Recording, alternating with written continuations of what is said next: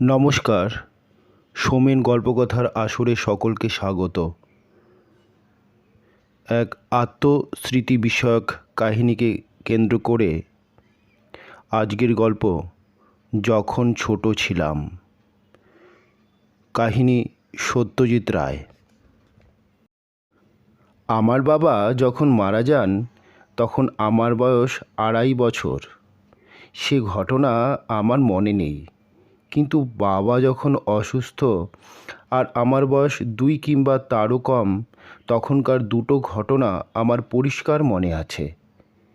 বাবা অসুখে পড়েন আমি জন্মাবার কিছুদিনের মধ্যেই।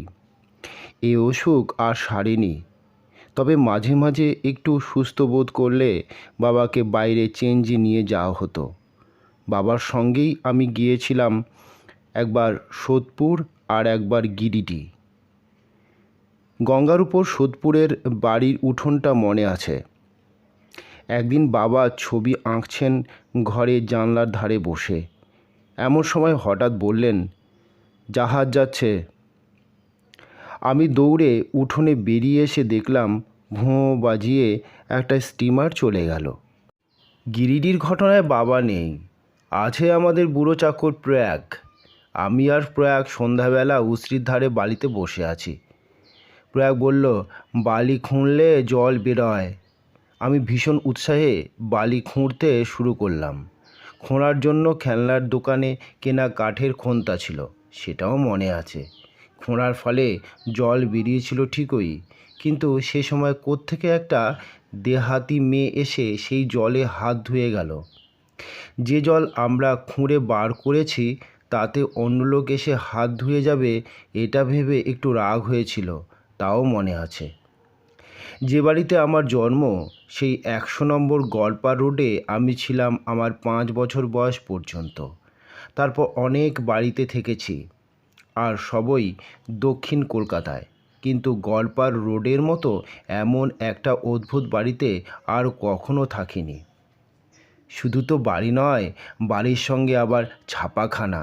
ঠাকুরদাদা উপেন্দ্র কিশোর নিজে নকশা করে বাড়িটা তৈরি করে তাতে থাকতে পেরেছিলেন মাত্র বছর 4। তিনি মারা যান আমার জন্মের 5.5 বছর আগে।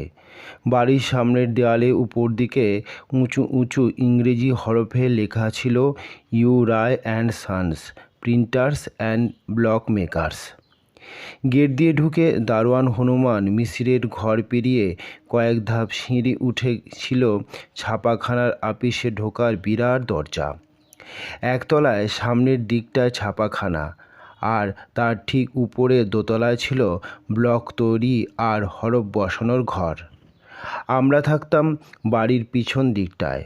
বাঁয়ে গলি দিয়ে গিয়ে ডাইনে পড়তো বসত বাড়িতে ঢোকার দরজা। দরজা দিয়ে ঢুকেই সিঁড়ি।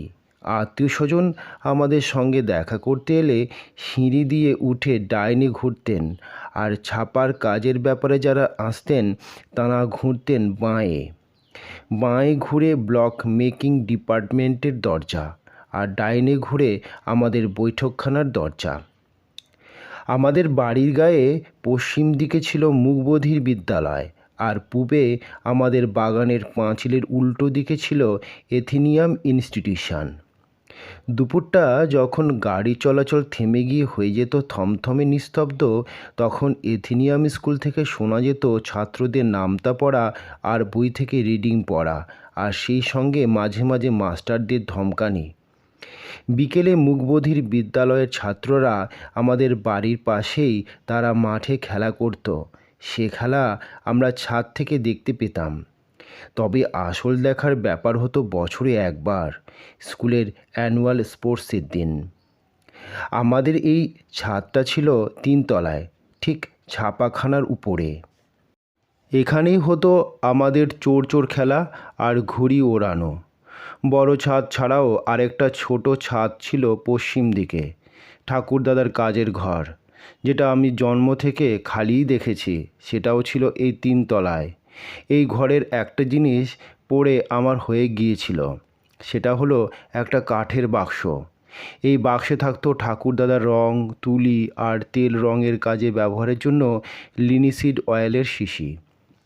তিনতলার দক্ষিণের ঘরে থাকতেন আমার মেজ কাকা বা কাকামণি সুবিনয় রায়। বাবা মারা যাবার পরে ছাপাখানার তদারক কাকামণিই করতেন। জার্মানি থেকে তখন নানা রকম কাগজের নমুনার বই আসতো আমাদের আপিসে। মোটা পাতলা রেশমি খসখসে চকচকে এবড়ো খেবড়ো কত রকম যে কাগজ তার ঠিক নেই। কাকামণির ঘরে গেলে তিনি আমার হাতে ওই রকম একটা বই দিয়ে বলতেন, দেখ তো এর মধ্যে কোনটা চলবে।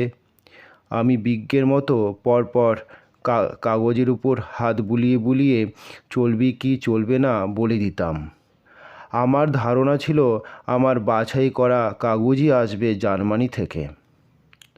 কাকামণির ছেলে সরল ছিল আমার একমাত্র আপন খুড়তুতো দাদা। তবে দাদা আর কাকিমা অনেক সময়ই থাকতেন কাকার শ্বশুরবাড়ি জব্বলপুরে। দাদার পড়াশোনা হয়েছিল সেখানেই, সাহেব স্কুলে। দাদার ভালো নাম ছিল সরল। স্কুলে সাহেবের ছেলেরা দাদাকে ডাকতো সিরিল বলে। তিনতলাতে আরেকটা ঘরে থাকতেন আমার ছোট কাকা সুবিমল রায়। পরে ছোট কাকার সঙ্গ পেয়েছি অনেক।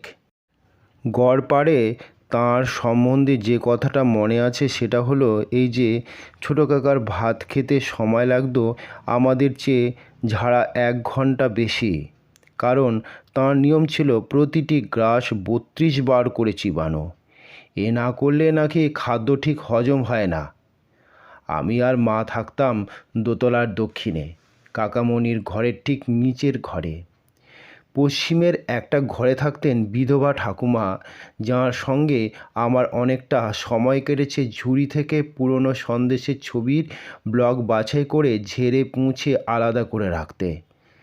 ঠাকুমা মারা যান আমি গড়পাড়ে থাকতে থাকতেই। গড়পাড়ে সবচেয়ে বেশি মনে আছে আমার ধনদাদু কুলদারঞ্জন রায়কে। উনি থাকতেন একতলায় আমাদের শোবার ঘরের ঠিক নিচের ঘরে। দাদু মুগুর ভাঁজতেন, দাদু মৃতলোকের ছবি এনলার্জ করতেন, দাদু আমাকে পুরাণের গল্প বলতেন, আর দাদু এককালে ক্রিকেট খেলতেন। জাঁডরেল সাহেব টিম ক্যালকাটার বিরুদ্ধে বাঙালি টিম টাউন ক্লাবের হয়ে দাদু একবার 99-এ গাঁটে আটকে গিয়ে শেষ পর্যন্ত কীভাবে সেঞ্চুরি করেছিলেন সে গল্প তাঁর কাছে অনেকবার শুনেছি। আমি যখন দাদুকে দেখেছি তখন তাঁর আর খেলার বয়স নেই, কিন্তু খেলা দেখার উৎসাহ তাঁর জীবনের শেষ অবধি ছিল। এমসিসি অস্ট্রেলিয়ার দল কলকাতায় এলে দাদুর মনে পড়ে থাকতো ইডেনের মাঠে। দাদুর পেশা ছিল ছবি এনলার্জ করা। ছোট থেকে বড় করা ছবি ফিনিশ করার কাজটা তাঁর নিজের ঘরেই করতেন তিনি।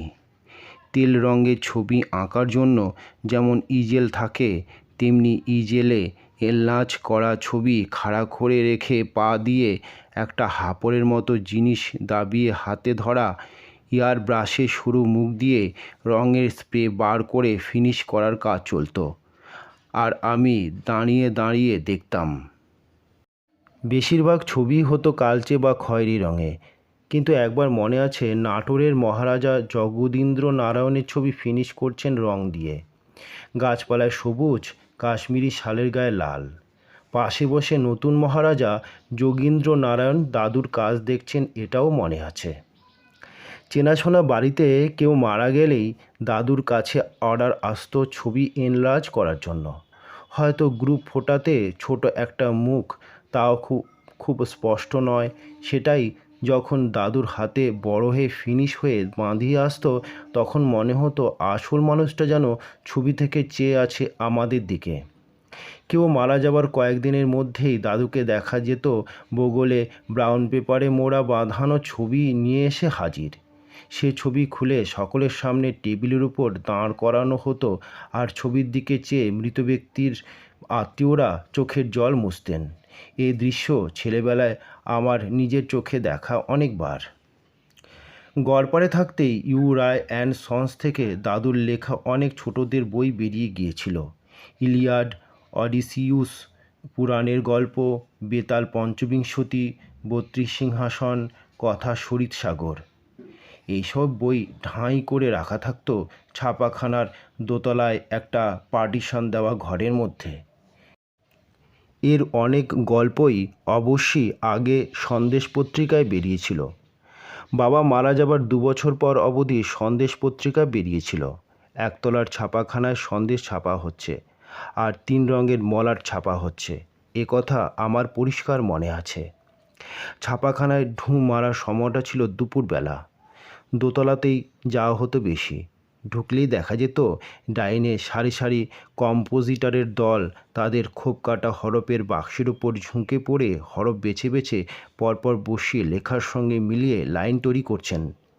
সকলেরই মুখ চেনা হয়ে গিয়েছিল। ঘরে ঢুকলে সকলেই আমার দিকে চেয়ে হাসতেন। আমি তাঁদের পাশ কাটিয়ে চলে যেতাম ঘরের পিছন দিকে। আজও তারপিন তেলের গন্ধ পেলেই চোখের সামনে ভেসে ওঠে ইউ রায় অ্যান্ড সন্সের ব্লক মেকিং ডিপার্টমেন্টের ছবি। ঘরের মাঝখানে রাখা বিরাট প্রসেস ক্যামেরা। ক্যামেরার কাজ যে শিখে নিয়েছিল বেশ পাকাভাবে, সেই রাম দহিন প্রেসে যোগ দিয়েছিল সামান্য বেয়ারা হিসাবে।